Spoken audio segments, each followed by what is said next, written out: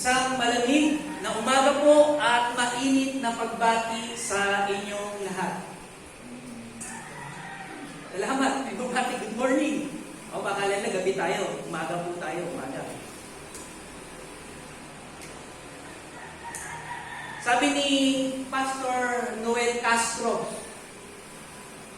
the happiness of Christmas is not dictated by what is happening now, but by what took place in the past. Tagalogin natin.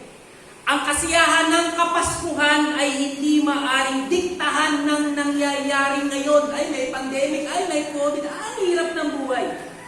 Kundi dahil sa nangyari noong una pa. Kaya, tuloy-tuloy pa rin ang Pasko. May Pasko dahil may Kristo. Amen, amen, amen, amen.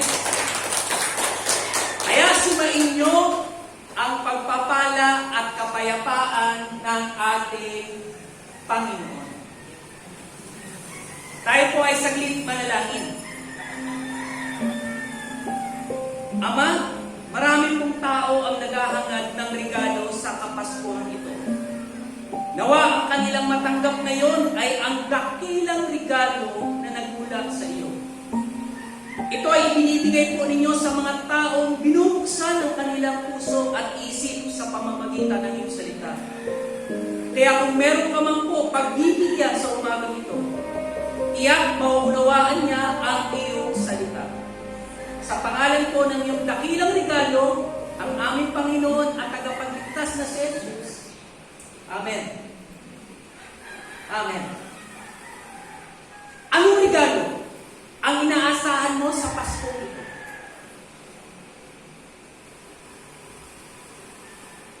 Tuwing Kapaskuhan, namimigay tayo ng regalo sa mga minamahal natin. Sa mga tumatanggap naman, merong masaya, meron ding hindi. Dahil iba ang kanilang inaasahan na matatanggap na regalo. Sa sandaling ito, ang mensahe ng Panginoon na ibibigay sa inyo ay ang kagandahan sa pangakong regalo ng Diyos sa tao. At nawa, ito po ay mapasa inyo. Pwede po ba tayong tumayo lahat para basahin natin ang teksto mula sa umagang ito? Matatagpuan sa Lucas chapter 2, verse 8 hanggang 20. Basahin po natin na sabay-sabay. Malapit sa Bethlehem, may mga Pasko na nasa para at nagpupuyat sa pagbabantay ng kanilang mga tupa.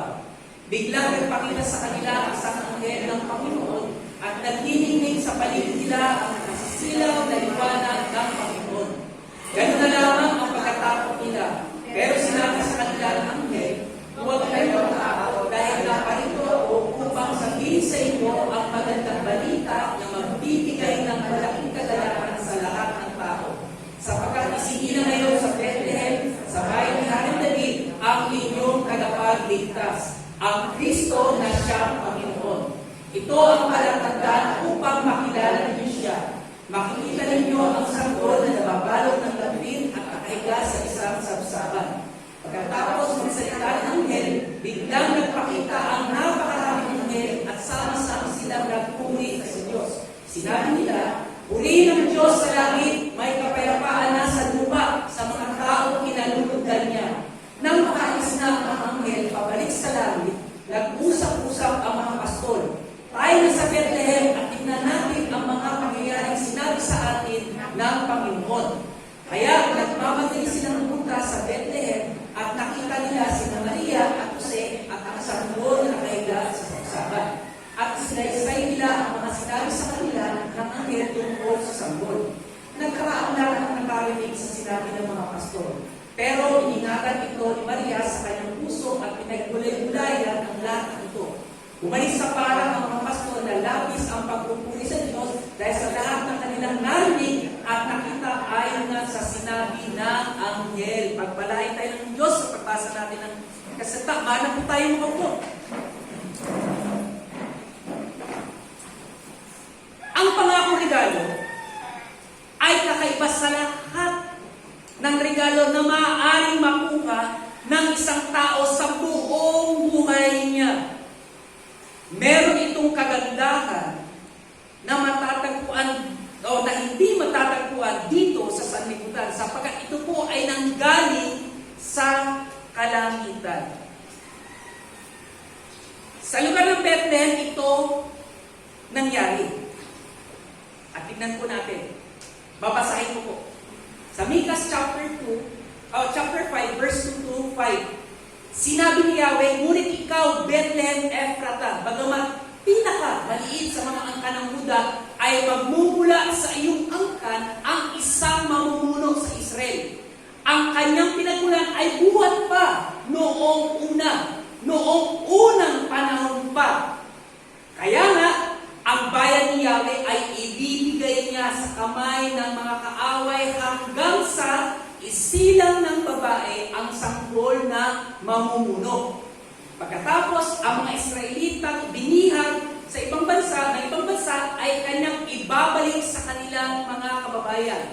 Pagdating ng pinunong iyon, pamamahalaan niya ang kanyang bayan sa pamamagitan ng kapangyarihan ni Yahweh, sapagkat taglay niya ang kadakilaan ng pangalan ni Yahweh na kanyang Diyos. At ang Israel ay mamumuhay na ligtas sapagkat kikilalanin ng buong daigdig ang haring iyon at sa kanya magmumula ang kapayapaan. Nangyari po ito dahil sa pag-ibig at awa ng Panginoon. Ito naman ay makikita natin sa Panaghoy, chapter 3, from verse 22 to 26. Ang pag-ibig at awa ng Panginoon ay walang katapusan. Yan ang dahilan kung bakit hindi tayo lubusang nalipol. Araw-araw ay ipinapakita niya ang kanyang habag. Dakila ang katapatan ng Panginoon. Kaya sinabi ko sa aking sarili, ang Panginoon ang lahat para sa akin. Kaya sa Kanya ako nagtitiwala. Mabuti ang Panginoon sa mga nagtitiwala, umaasa sa Kanya. Mabuting matyagang maghintay sa pagliligtas ng Panginoon. Tingnan natin ang tatlong magagandang kagandahan ng pangakong regalo ng Diyos sa tao. Ang unang-una, may dulot po itong kagandahan. May dulot po itong kagandahan. Bakit? Dahil ito po ay mabuting balita. Ito ay isang mabuting balita. Makita natin yan sa talatang 10. Pero sinabi sa kananghel, huwag kayo matakot. Dahil naparito ako upang sabihin sa inyo ang magandang balita na magbibigay ng kagalakan kanino? Sa lahat ng tao. Lahat ng tao magagalak dito, lalo na kapag naunawaan. Ang mabuting balita ay nagdudulot ng kagalakan sa makakarinig o tumatanggap nito. Halimbawa, ito ngayon ang lumalabas lagi sa balita. Ang bakuna sa COVID-19 virus ay nasa more than 90% ayon sa clinical trial. Sabi next year, lalabas yan at maraming tao nagtutuwa dyan. Tuwang-tuwa sila. Magbibigay ito ng kagalakan sa buong mundo kapag nailabas na ito sa merkado.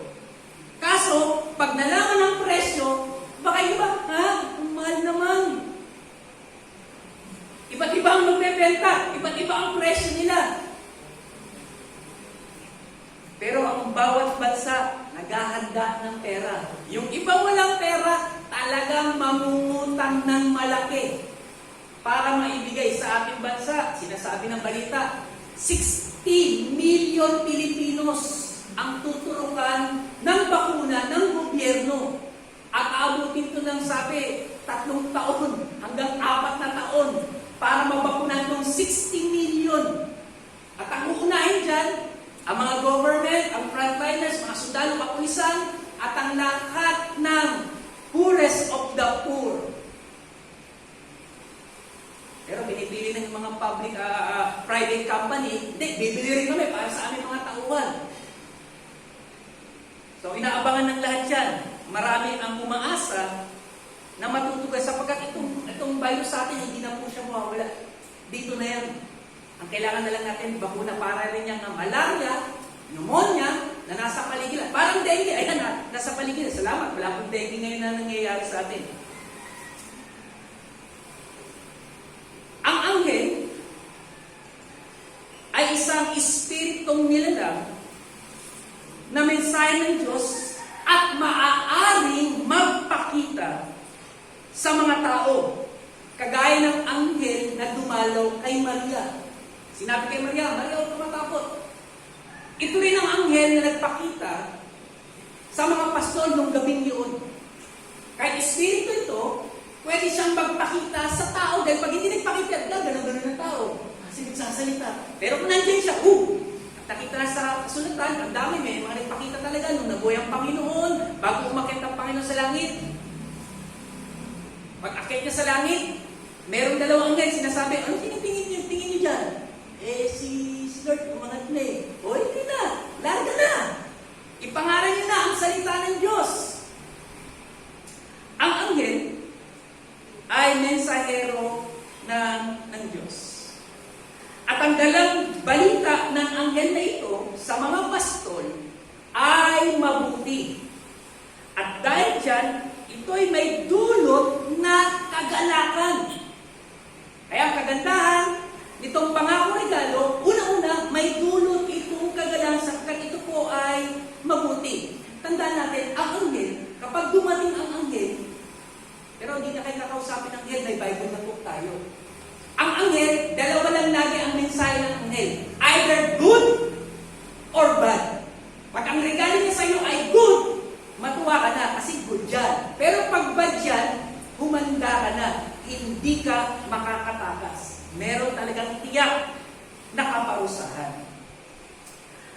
Ang balita kay Manoah na tatay ni Samson at kay Zacarias na tatay ni Juan Bautista ay parehong mabuti ang ibinigay ng anghel sapagkat magkakaroon sila ng anak na lalaki na kikilalaning dakila sa kanilang kasaysayan.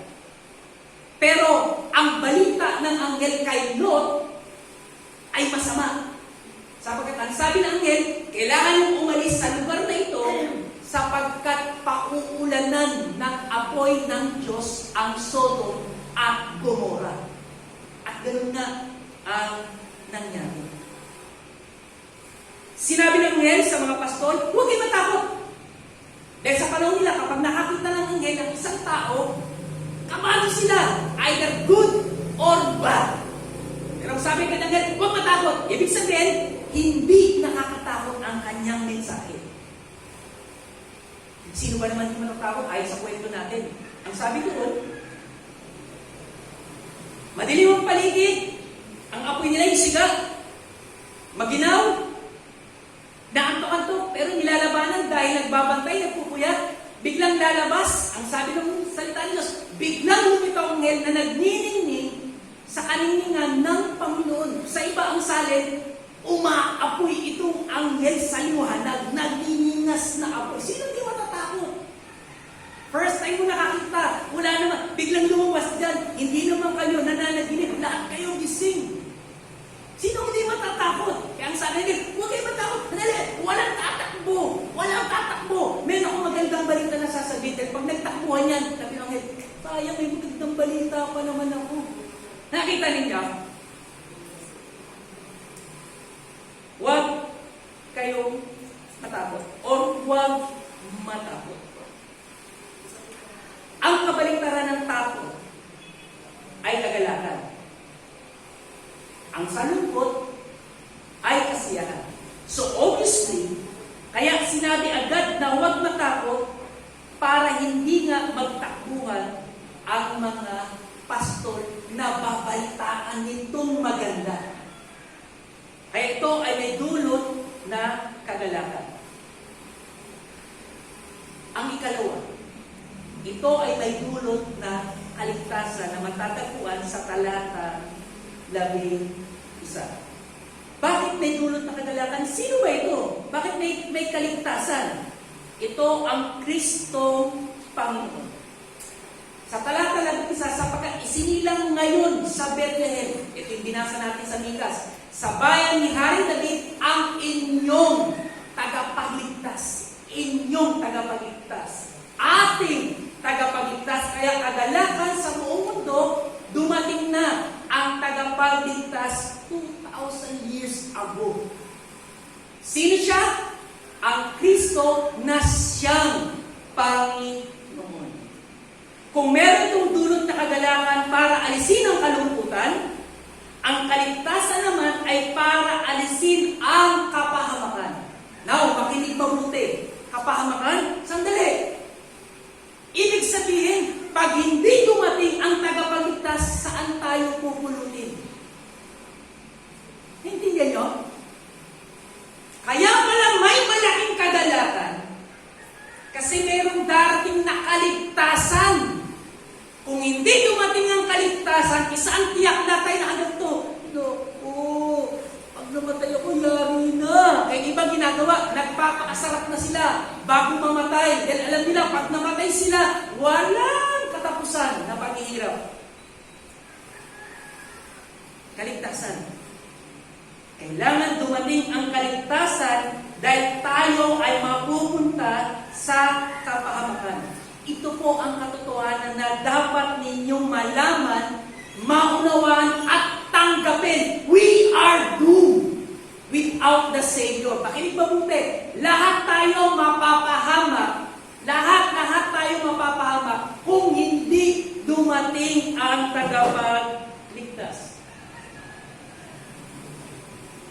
Ang kaligtasan ay kailangan po ng tao.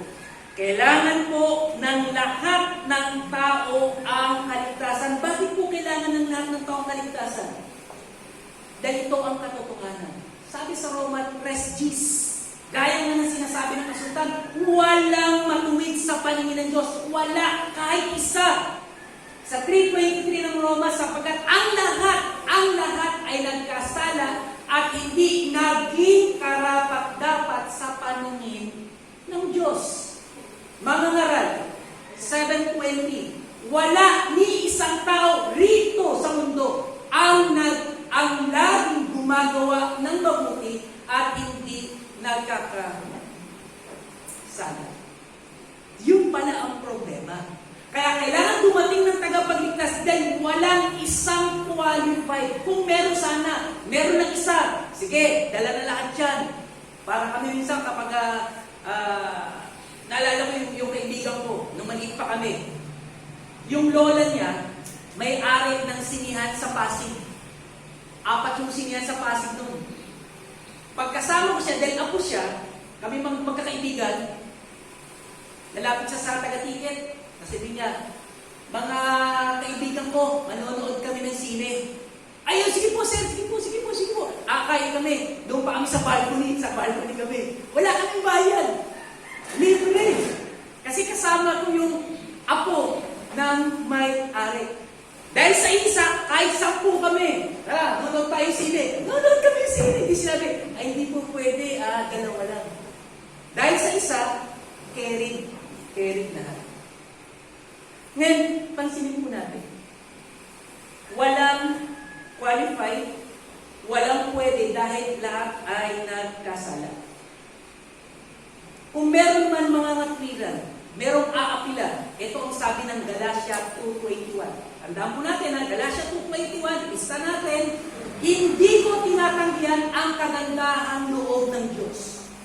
Kung ang tao ay mapapawalang sala sa pamamagitan ng kautusan, mabait naman ako, lagi nga ako maaga, pastor, lagi hindi mo na ako nalilate, lagi nga ako nagbibigay Sabi, walang kapuluhan ang pagkamatay ng Kristo.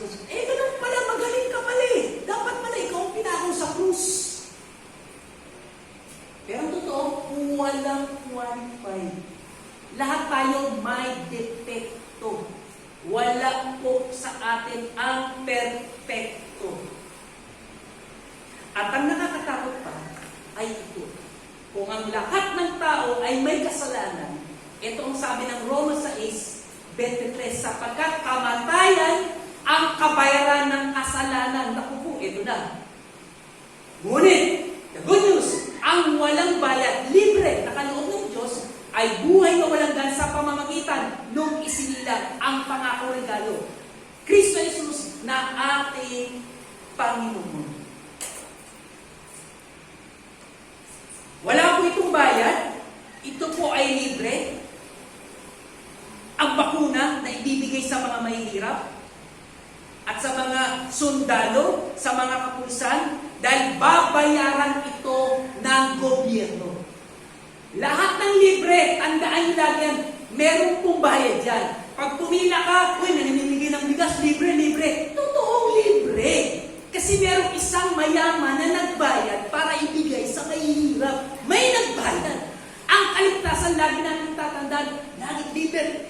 Hindi po siya libre. Binayaran niya ng mahal na dugo ng ating Panginoon. Kapag alam mo inirgano siya, sobrang mahal, anong gagawin mo? Di ba halos ayaw mo siyang malaglag, ayaw mo siyang magasgasan, ayaw mo nga siyang ipahiram. Bakit? Baka masira, baka mawala, mahal to. And sometimes tayo gano'n. Ang isang Kristiyano para hindi niya pinapahalaga yung kaligtasan na ibibigay sa kanya. Pagkatapos siyang linisin lahat sa kanyang kasalanan, andoon naglululub-lub sa kaputikan, sa karumihan, sa kasalanan, sa kawalang-hiyaan. Sana hindi ganon ang ating tingin. Sana hindi po ganon ang ating tingin. Ang kasalanan ay babayaran po ng kamatayan. At huwag sabihin na sa pamamagitan ng mga gawa, ito babayaran. Hindi, babawi ako ba? Hindi pwedeng bumawi dahil walang qualified kahit isa. Ang Kristong Panginoon lamang ang makapagbibigay. Kaya siya dumating. Siya lang. Wala nang iba. Period. Jesus alone. Sabi nga dito, sapagkat siya lamang ang anak ng Diyos, ang tanging dakilang regalo tagapagligtas ng sangkatauhan. Hindi reliyon, kundi relasyon. Balikan natin ito. Lagi natin nalilimutan natin. Sabi, for the wages of sin is death. Ito yung sinasabi. Ang kabar, kung may kasalanan ka, isa lang, pastor, kasalanan ko, isa lang. O pues, kamatayan yan. Ano ba naman yan? Isa na lang ang kamatayan pa rin? Yes! Kamatayan dahil yan talaga ang kabayaran ng kasalanan. What God requires is perfection. 100%. Not 99.99. No, it's 100%. Ang gusto ng ating Panginoon. Kaya nga ulit ko, ibinigay niya yung pinakamagandang regalo na sa atin. Nang kailangan lang ay atin pong sampalatayanan. Paniwalaan natin ng buong puso. Dahil pag hindi, babayaran po natin ang ating kasalanan. Whether you like it or not, kung meron sa inyo natatakbuhan yung may utang, ang Diyos hindi pwedeng takbuhan. Tandaan mo ito. Kung natakbuhan niyo si Mumbai, tatakbuhan niyo yung kapitbahay ninyo, hindi, natakasang mo siya. Pag mo, hindi na uhuli. Siyempre, tao yun eh. Pero ang Diyos, hindi mo siya pwedeng takbuhan. Kaya makipag-deal ka na sa Kanya ngayon, now na. Kaya ang good news, sinasabi, but, the gift of God is Christ Jesus, the promised gift. Sino si Jesus? Ang Kristong Panginoon. Sino siya? Ang buhay na walang hanggan. Siya po yun. Kailangan natin siya sa ating buhay. Baka meron pa rito hindi talaga sigurado. Hindi talaga sigurado. Siguraduhin na po. Dapat alam nyo, hindi, pastor, sumampalataya talaga ako, sumampalataya talaga ako. Kung ginawa mo yan, then, magala ka na. Bakit? Kasi ligtas ka na. dapat natutuwa ka. Kaya napapansin nyo, pinopost ko na itong message. Para alam nyo, ito pala yung message sa Sunday. Okay. Gusto ko marinig yan. Hindi tayo nag-aalat-tsamba na, basta surprise, kung ano message ko. Hindi! Pinaghahandaan ko ito. Kasi ito magbibigay sa inyo ng desire to come. Hindi ko tatanong kung sino sa inyo hindi naligo. Pero mararamdaman mong isang tao kapag hindi siya naligo. Medyo hindi siya masyadong nagdidikit. Bakit? Maamoy ako eh. Naintindihan nyo? Ito yung sinatawag natin kumpiyansa. Dahil naligo ka, hindi ka makapag-usap. Pero pagka umuupo ka, sabi ko, may umuupo dyan ha, huwag mo nang umatenda. Miss ko, huwag mo nang umatenda. Kasi pagka konting umuupo lang eh. Diba, nakita natin sa mga topic eh. Pagka may umupo eh, yun nasa computeran, pag may umupo, takbuhan natin. Di mo ba? Nakita ninyo? Buti wala mong umupo rito eh. Pananag natin, pag may umupo, magtitigil na lahat natin. Nag-usupin yung mga umupo. Alam niyo po bang isang tao may kaligtasan? Ang isang tao may kaligtasan. Talagang masaya siya. Kasi ligtas siya. At itong ginagawa natin ngayon, ay bunga ng kaligtasan na ibinigay lamang sa atin ng Panginoon dahil sa Kanyang kagandahan loob. Ibinigay ito sa atin. Hindi natin ito binayaran. At itong ginagawa natin, hindi mo pwede, Lord, dumating na ako, ano to? May utang na loob pa si Lord sa'yo? O sinasabi mo, Panginoon, narito po ako, maglilingkod sa iyo. Ang ganda, no? Maglilingkod po ako sa iyo. Pero iba sa atin, ginagawa natin, genie ang Panginoon eh. Lord, bigyan mo po sa Pasko ito ng bagong, yan. Bigyan mo po Lord, ng maraming, yan. Akala ko bang Panginoon mo siya? Parang ginawa mong alipin na, hinihingian mo ah. Inuutusan mo ah. Bigyan mo po ako. May patabi ka ba sa akin? O, Panginoon yan! Lord, ano po ang gusto mong gawin ko para sa iyo? Meron bang gumagawa niyan sa prayer? O, ang prayer nyo, Lord, palakasin mo ako, tulungan mo ako, bigyan mo ako, samahan mo ako. Bini Lord, sandali, ano ako? Katulong? Naintindihan niyo ba yung title niya? Kristong Savior and Lord, tagapagligtas. Marami sa atin, pinili natin siya tagapagligtas, dahil ako tayo siya piyan ko. Pero yung Panginoon, ako naranasan ko magkaroon ng boss. Kung sabi ng boss ko, sige, punta ka ron. Hindi ko alam yun Pero inutusan ako, naglakas loob na lang ako. Nagtala sa, Aret, ano ba magpunta ka? Kasi inutusan ako, punta ron ako ron eh. Ito, sumakit ang ganyan. Misa sabi ng boss sa akin, nga pala, pag ayusin mo yung mga nandun dumino na. Hindi mo sinabing, boss naman, marumi yun. Arte mo. Ako, boss Na ano ko yun ba? Ibig ko sabihin. Kapag ikaw inutusan ng boss ng Panginoon mo, hindi ka umaarte. Natataranta ka sa pagsunod sa Kanya. Pag sinabi ng Panginoon, eto, wala nang cheche-boreche. Wala nang apila, hindi ka attorney. Ikaw ay alipin ng Panginoon. Ililigtas ka ng Panginoon. So, ang gagawin mo, susunod ka sa Panginoon. Importante. Ngayon sabihin ba, ayoko na siya maging Panginoon. O di sa impyerno ka. Pero kasi sinasabi sa Panginoon, natanggap mong kaligtasan, then I have to follow. Natandang yung message last Sunday? 2 Sundays ago. Obedience is the test of our love. Sige nga, kung talagang mahal mo ko, patunayan mo nga. At ito na yung pagsunod natin sa Panginoon.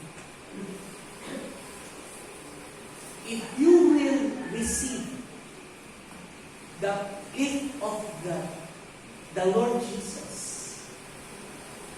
you have the eternal life. Nasa iyo na yun. Wala nang pirmahan. O pirma ka pa, diba? Hindi na. Alam mo na yan. Ramdam mo na yan. Kasi basta wala ka mararamdaman, wala ka talagang gagawin. Wala ka naman nararamdaman eh. Pero once na may nararamdaman ka, ito po ang magtutulak sa inyo para gawin ang nararapat sa mata ng ating Panginoon. Everybody need Jesus Christ our Lord. Kailangan natin yan para po tayo maligtas. We need to believe, to put our faith on the Lord Jesus. Kaya may Pasko dahil may Panginoon. Huwag natin lagi kakalimutan. Lagi natin nakita, yes, iba, nakita natin sa mga post ng mga kaibigan natin, talagang may mga Pasko na, may mga etc. Ba't nalilimutan lang lagi natin yung isa? The crown of thorns. Without Jesus, there is no Christmas. Sa totoo lang, makinig mabuti. Huwag kang makikipasko kung wala kang Kristo. Makinig mabuti. And I say it bravely. Wala kang karapatan makipasko kung wala kang Kristo. Hindi niya sinasabi ko. Huwag kang makiki-Merry Christmas kung wala kang Kristo. Bakit? Hindi bagay. Wala ka namang Kristo eh. Di ba? But if you have Christ in you, then you have the authority to tell them merong kagalakan sa Pasko. Bakit? Nararamdaman ko ang kaligtasan. Nararamdaman ko ang kagalakan na nasa sa akin. Hindi lang ito may dulot na kagalakan, hindi lang ito may dulot na kaligtasan, at itong pinakahuli. May dulot itong kapayapaan sa talata 14. Kanino? Ito magandang kanino yung kapayapaan? Itong sabi ng talata, gusto ko mabasa natin. Kasi ang dami lagi sumasabi, yung mga rapper, peace man, peace. Kalokohan yun. Ito ang totoo. Verse 14. Puri ng Diyos sa langit. Puri ng Diyos sa langit. May kapayapaan na sa lupa. Ha? Bakit wala bang kapayapaan noon? Wala. Ha? Ano yung sabihin? Hanggat hindi dumarating ang prinsipe ng kapayapaan, there's no such thing as peace on earth. Wala. Naintindihan mo ninyo? Gising pa ba kayo? Amen. Walang kapayapaan hanggat hindi dumating ang kapayapaan dito sa lupa. Wala. Akala nilang meron na, pero wala. Kaya nung sinabi ng anghel, may kapayapaan na sa lupa. Ibig sabihin, wala dahil. Wala. We are doomed. Tayo ay mapapahamak. Kaya pansin nyo, di ba pag tayo may mga of course, mga lalaki, asawa natin nasa ospital. Sa palagay mo ba, buo loob natin, di ba nag-aalala rin tayo? Ito sinasabi pa ng doktor, naku, yung OB, kailangan umayos. Bakit? May problema sa bata, hindi nakaporma. Mukhang cesarean, lalo, paano mapasok ang kapayapaan sa cesarean? Naku, 50,000, 60,000, ang badus. Dok, magkano bang sakasakali si Sarah? 90,000. Maligaw mo, may kapayapaan ka. Wala. Natataranta ka. Pero kapag sinabi ng doktor, lumabas, nanganak na si Mrs. Lalaki, yes! May takot pa ba? Wala. May kagalakan? Of course. At yung kapayapaan, nandoon. So maging maliwanag sa atin, itong regalo, hindi lang siya may kagalakan, hindi lang itong merong kaligtasan, it also gives you peace. At ang peace na binibigay nito, hindi galing sa labas, nasa loob. Why? Because you already accepted it. Tinanggap mo na siya. So ang kapayapaan mo, hindi nanggagaling sa labas. Buti lang, ang dami sundalo, ayos na. Hindi po. Si Ulysses, sino makakatanggi? Wala! Kasi nature. Pero ang peace mo nandito, sige, umaalog ang bubog, sige, salamat Panginoon, kasama kita, payapa ako.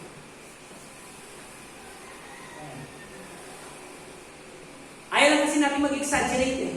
Kasi hindi na tayo, wala tayo sa prosperity teaching eh. Wala eh.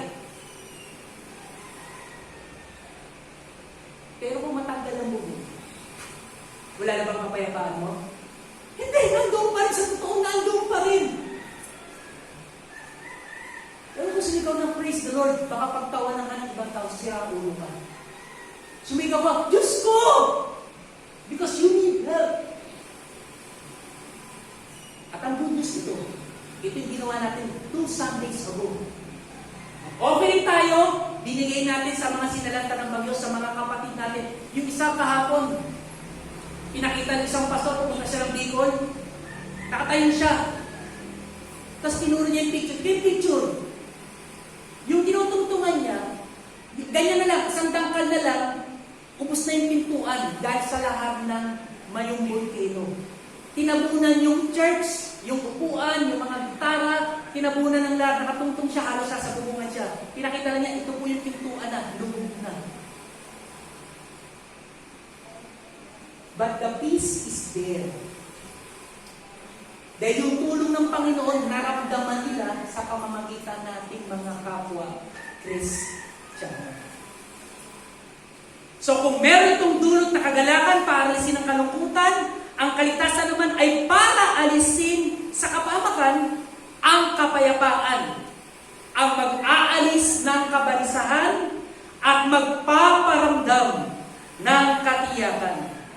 Ang isang mahal sa buhay, kapag may karamdaman, ulitin ko, hindi talaga tayo napapayapa. Nag-iisip tayo, unless, pag hawak mo sa kanya, uy, hindi na mainit. Diba? Pero pag gabi, pinaglagnat, talagang, paligay mo ba, tutulugan mo ba yung anak mo? Kami hindi natin tinutulugan eh. Pray ka. Hindi dahil sa wala kang pananampalataya, because you ask the Lord's mercy, Panginoon, mahabag po kayo sa anak namin ito. Tulungan niyo po siya. Pero pag hawak mo kami ang konti, uy, bumaba ang na. Pag temperature mo bumaba, salamat. Paligay mo ba, matataranta ka pa? Di ba hindi na? And it's the same. When you have the Prince of Peace with you, payapa ka talaga. Makinig mabuti naman. Meron ba sa inyo nag-aalala? Ay, paano kung umatin ako mahawa ako? Meron ba nag-iisip sa inyo ba? Paano kung umatin ako sa church, mahawa ako? Sa palagay niyo ba yung Diyos natin, papabayaan mangyari yun? It's a matter of faith, pananampalataya. Kasi ang kaligtasan, hindi pwede sabihin, Lord, baka hindi sigurado yan. Pambira, Diyos. Kaya ang tawag sa niya, Panginoon with a capital P, capital L, Lord. He owns everything. He is sovereign. He is sovereign. Walang buhok ninyo na malalaglag na hindi niya alam. At bilang na bilang niya kung ilan ang buhok natin ngayon, pati puti, alam niya kung ilan ang puti, ilan ang itim, ilan yung brown. Sana po, maintindihan itong sinasabi ko. Ang kapayapaan sa lupa, sabi dito, may kapayapaan sa lupa, sabi ng talata 14, because of Jesus, ang Kristong Panginoon na dumating sa atin. Yun ang dahilan kung bakit nagkaroon ng kapayapaan. Kung nasaan, listen, kung nasaan ang Panginoon, nandoon ang kapayapaan. Diba? Kung papalakpak kayo, dahil pumalakpak si Kuya Philip, okay pumalakpak. Ang pumapalakpak, naintindihan mo! Naintindihan mo! Kaya ka pumapalakpak sa kumakanta, paborito ko yung kinanta! Woo! Pero pag di mo naman, gagaya. Hindi! Ulitin ko, kung nasaan ang Panginoon, nasa Kanya ang kapayapaan. Hindi pwedeng wala, hindi pwedeng tsumachamba. Hindi! Dapat alam po natin yan. Sabi mismo ng Panginoong Kristo, si Jesus nagsabi, kapayapaan ang iniiwan ko. Bakit? Aalis siya. Pero maganda, simula nang dumating ang Panginoon, isinilang siya, nasa atin, peace on earth. Ito yung totoo. Hindi sundalo, hindi yung walang gera, walang karamdam. No! Jesus is the source of peace. At ang sabi niya, iniiwan ko, hindi ko dadalhin. Iniiwan ko sa inyo. At ito pang good news, ibinibigay ko sa inyo na sumasampalataya sa akin. Sa inyo ko, hindi ko binibigay kung kanino sa mga sumasampalataya lamang. At hindi ito katulad ng ibinibigay sa inyo ng sanlibutan. Huwag ninyong hayaan mabagabag ang inyong kalooban o kaya'y matakot. Bakit? Matatabunan niya yung kapayapaan.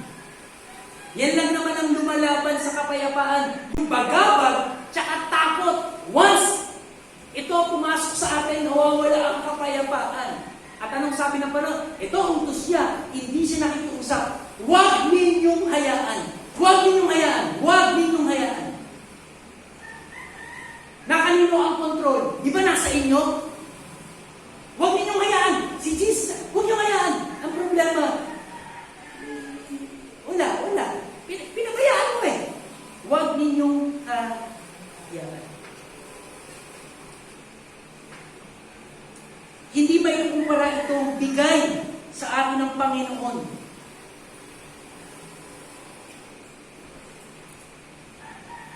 Meron isang cartoons, no? Anong buhat-buhat mo? Sabi ni Santa Claus, regalo para sa lahat. Dami niyang dala. Si Jesus, ang dala, isa lang. Krus lang ang dala niya. Pero sabi niya, isa lang ang dala ko, ang krus. Pero, alam ko ito ay sapat para sa lahat. Kaya nagsinungaling ka, kaya pumatay ka ng libo-libo, pareho kang paparusahan ng Diyos. Pero dahil sa krus, kahit marami kang kasalanan, patatawarin ka. Kahit nagsinungaling lang po ako, pues sa krus, patatawarin ka rin. Kaya dahil dyan. Kaya di ba pag may regalo, maasa ka, hindi may regalo, sige okay. Baka may mas maganda pa. Sa Panginoon, wala nang gaganda. Ang krus, ang kaligtasan, sa talagang nakakaunawa sa isang sukdulan ng kasalanan. Pag dumating sa kanyang krus, wala na siyang hihanapin pa. Wala na siyang, gusto ko sports car. Hindi mo na hanapin yun. What you want is, the Lord Jesus is truly enough. Christ is enough for me. Masaya ang Pasko ko kahit walang Christmas tree. Dahil nasa akin na ang diwa ng Pasko, the Lord Jesus. Ang lahat po ng sumampalataya, sila yung mga taong nabuksan ang isip sa mabuting balita. Ano itong mabuting balita? Ang mabuting balita, sinasabi natin, ito yung nagbigay sa atin ng kapayapaan. Roma 5:1. Kaya nga yaman kayo pinaging matuwid sa pamamagitan ng pananampalataya, meron tayong kapayapaan sa Diyos sa pamamagitan ng ating Panginoong Kristo. Roma 8:1, ngayon nga'y wala nang hahatol na parusa sa mga nakipag-isa kay Kristo Jesus. Wala po. Wala nang hahatol. Wala mo sabi, makasalanan ka, we are all paid. Paid. Bayad na po lahat. Isang tunay na kapayapaan ang walang alalahanin sa kahatulan. Bagkus ay pinalitan pa ng kabanalan. Bilang conclusion, walang pwedeng pagbulan ng kagalakan, kaligtasan, at kapayapaan maliban sa isinilang sa sabsaban. Jesus alone is the source of joy, salvation, and peace. Walang iba. Kaya ang tawag na nito, the God's gift. The beauty of God's gift. Dahil siya lamang, wala ng iba. Sampalatayanan mo ang Panginoong Sus at sa iyo ang mabuting balita, ang kagalakan, kaligtasan, at kapayapaan. Kahit anong kinaharap natin, this 2020, meron pa rin pag-asa. Why? Because the Lord is with us. His name is Emmanuel. Sabi nga sa Hebrews 10:23, magpakatatag tayo sa pag-asa natin at huwag tayong mag-alinlangan dahil tapat ang Diyos na nangako sa atin. Kapag sinabi ng Panginoon, babalikan kita, babalikan niya. Kaya po mamaya magpo-communion tayo. Dahil ang pangako ng Panginoon, babalik ako sa inyo. Gawin niyo yan lagi para maalala ninyo yung pangako ko sa bawat isa sa inyo. Kung tinupad ng Diyos ang kanyang pangako, huwag din tayong mag-alinlangan, kundi magpakatatag sa pag-asa. At sabi ni Dr. Lawson, Stephen Lawson, a Christian is one who believes in Christ. He is submitted to Christ. He is surrendered to Christ. He is following Christ. He is living for Christ, buhay, and his whole life is Christ. Ang buhay ko ngayon ay para kay Kristo. At bilang aplikasyon, mga kapatid, isang Kapaskuhan, o itong Kapaskuhan, as you give gifts to those you love, isipin po ninyo ang pangakong regalo na ibinigay pa noong unang Pasko. Kahit walang karapat-dapat sa atin na tumanggap ito, ibinigay pa rin ng libre at hindi ito kailanman pinagsisiran ng Diyos. Sabi ni Paul Washer, the true convert, ang tunay na Kristiyano, does not receive the gospel as an addition. Hindi ito dagdag, kundi to his life, but in exchange for it.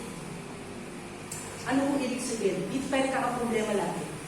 Ang kaligtasan, makinig, ang kaligtasan, hindi mo lang itinagdag sa buhay mo. Itong buhay ko, salamat na sa kaligtasan, akin na, itinagdag. Hindi, ang sabi dito, ipapalit mo ang buhay mo. Ito yung buhay ko, akin na yung kaligtasan, o ito na. Kaya, makinig. Sino pa masusunod? Wala ka ng buhay. Galatians 2:20, I am crucified with Christ, and I am no longer live, but Christ lives in me. Gusto ko mamiesta. Ikaw may gusto nun, hindi si Lord. Kaya pag tinanong mo si Lord, ang gusto ni Lord, isa lang, sumunod ako sa aking Ama. Sumunod ako sa aking Ama. Tayo ganun. Kaya makinig mga kapatid, ang tunay na naligtas for our application ay hindi tinanggap ang kaligtasan bilang karagdagan sa kanyang buhay, kundi ipinalit na ito. Kaya ang pagbabago, makinig mabuti, ang pagbabago sa isang Kristiyano ay lalong lumalago. Wala, hindi ko na kaya. Pero tumataas ng tumataas. Pabago ng pabago siya. Dahil ang kaligtasan ay dumating sa kanya. Nawa itong regalo na pinag-uusapan natin. Na-appreciate mo siya. Dahil sa mga narinig ninyo mula sa punto nito, nararamdaman yung sinasabi niya, bakit? Nasa akin kasi. Hindi ka naman pwedeng mangasin kung hindi ka nakakain ng maasim. Naintindihan niyo ba? Subukan mo hindi ka nakakain ng maasim. Bata, kumain ka ng maasim. Bata, titignan ka lang. Hindi naman siya nakakain ng maasim. Bakit ka nangangasim? Nakakain ka asin ng maasin. Kapag may kumain ng maasin, kahit hindi pa kumakain, bakit? Nararamdaman mo kasi natikman mo ang asin. Kaya itong application, hindi naman siya dapat mahirap. Hindi dapat siya mahirap. All we have to do is just apply it. Gawin lamang po. Ito po ang mensahe ng Diyos sa bawat isa sa inyo. Tayo po ay manalangin. Maraming salamat po, Ama, at tinapos po ninyo ang pangako. Tunay kang matapat. Hindi mo pa rin ipinagkait kahit sa kabila ng lahat ng aming pagtataksil. Ipinadala mo pa rin ang pangakong regalo. At sa pamamagitan ng pananampalataya namin dito, pinalitan mo ang kalungkutan ng kagalakan, ang kapahamakan ng kaligtasan, at ang kabalisahan ng kapayapaan. Dapat namin kilalanin itong walang hanggang utang na loob. Pinupuri ka po namin sa dakilang gawa. Ito po ang aming nagpapakumbabang panalangin, alang-alang kay Kristong Panginoon at aming tagapagligtas. Amen.